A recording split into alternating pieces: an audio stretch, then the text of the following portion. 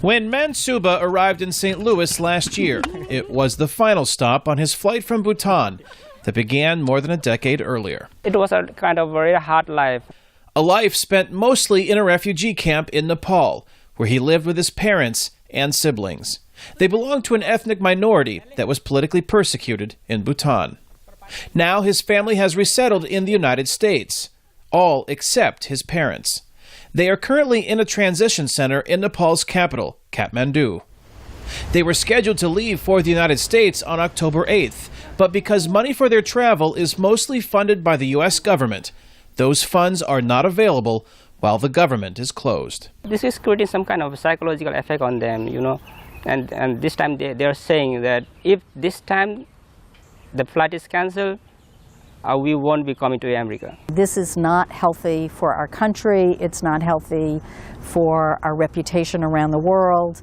Suzanne LeLauren is Senior Vice President at the International Institute, the nonprofit group providing the travel funds for Suba's parents and 34 more refugees from Iraq, Somalia, Cuba, Burma, and Eritrea. Now all are in limbo. We get most of our funding from the federal government, maybe 60 to 70%, and because of our refugee resettlement services. She says more is at stake than just resettlement. The support system that helps refugees once they arrive in the U.S. also depends on federal funds.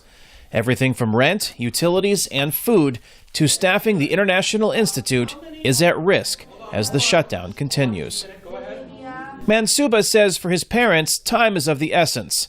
If they don't leave soon, their medical clearance will expire, and they will be sent back to the refugee camp in Nepal, and the prospects of getting to the U.S. will diminish. This is a problem of the government, but it's having kind of effect on all the people, so ordinary people like us.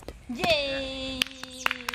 Ordinary people who have dealt with extraordinary circumstances in the hope they might one day reach U.S. shores.